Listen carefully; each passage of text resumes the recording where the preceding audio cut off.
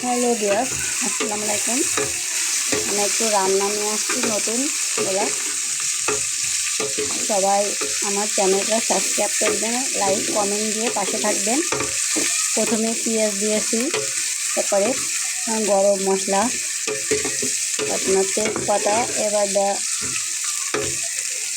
রসুন বাটা দিয়ে দিয়েছি। একটু ভাজা ভাজা করে আমি মাংসটা দিব।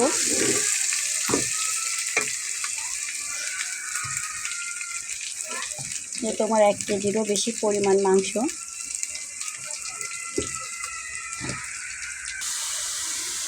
দেখেন আমি মাংসটা দিয়ে দিচ্ছি।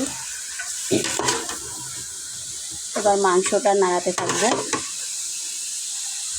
এখানে আমি জাস্ট রসুন বাটা, পেঁয়াজ ভাজা, পেঁয়াজ ভেজে মাংসটা একটু নেবো। তারপর পরিমাণ মতন লবণ দেব।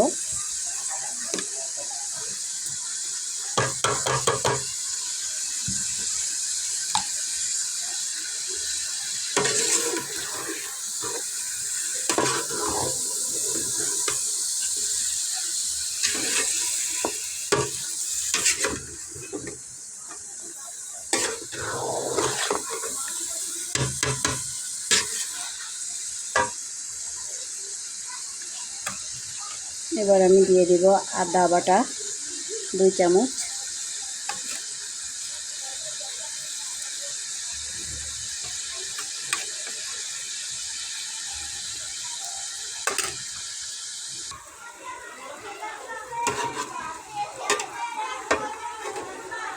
এরপর আমি জিরে বাটা দিব এক এক করে, 2 চামচ জিরে বাটা।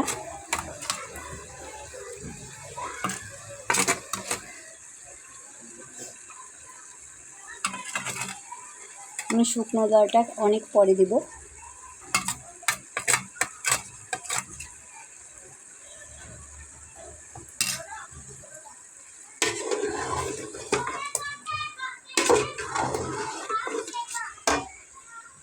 এরপর আমি ঝালের গুঁড়া দিয়ে দিব। যে যেরকম ঝাল পছন্দ করেন সেই পরিমাণে ঝাল দিবেন। আমি 2-3 চামচ ঝাল দিব।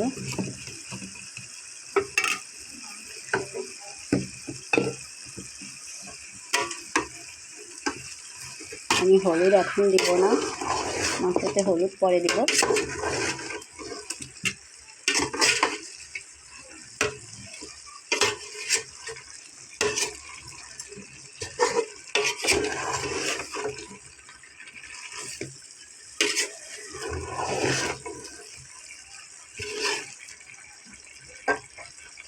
আমি মশলা দেওয়া পানিটা দিয়ে দিই।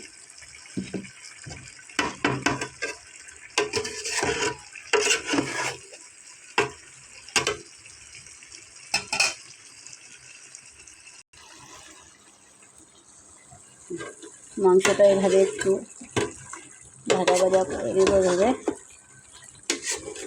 আমি এখনও কিন্তু একটা জিনিস দিই নাই, গরম মশলা। ওটা একটু পরেই দিব।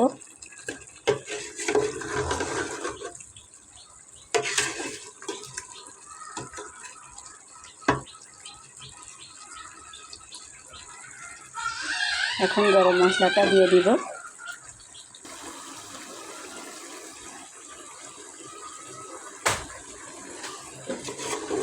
দেখেন মাংসটা আমি এখনও হলুদ ব্যবহার করি নাই। যখন কষানো পানি তখন হলুদটা দেবো। এই রান্নাটা আমার মায়ের কাছ থেকে শিখছি। এভাবেই রান্না করে, অনেক টেস্ট লাগে। এবার আমি কিছুক্ষণ ঢেকে রাখবো।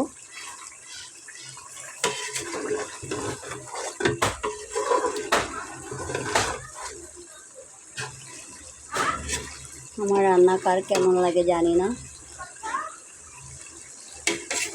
সবাই একটু বলবেন, কমেন্ট করে জানিয়ে দেবেন এবং শেয়ার দিবেন, পেজটা ফলো করে দিবেন।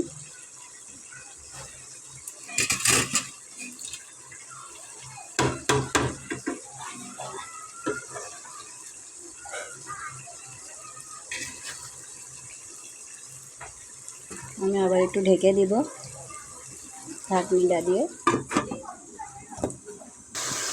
আমার এই রান্নায় কিন্তু একটা জিনিস মিসিং আছে, একটা জিনিস আমি এখনও পর্যন্ত দিই নাই।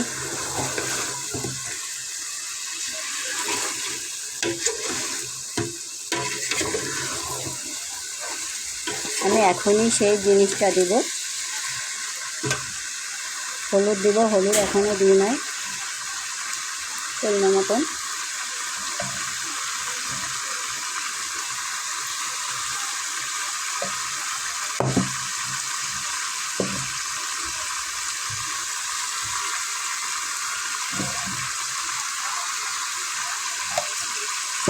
হলুদ দিয়ে এখন নাড়িয়ে নেব।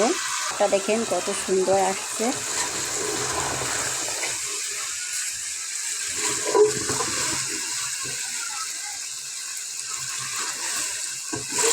আমি এখনও কষানো পানি দিই নাই, আর একটু নাড়িয়ে কষানো পানিটা দিয়ে দেবো পরিমাণ মতন।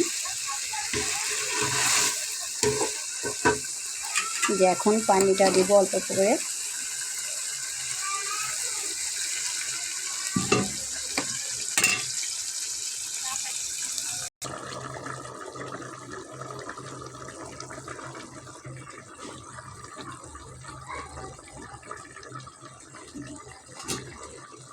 যে আমি মাংসটা কষিয়ে নিচ্ছি, ঢাকনিটা নামাই একটু নাড়াচাড়া করে দিব।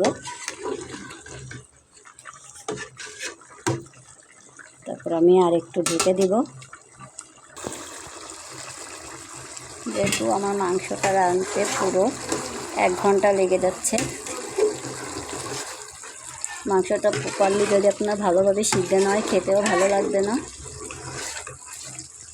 দেখেন এখনও কষাচ্ছি।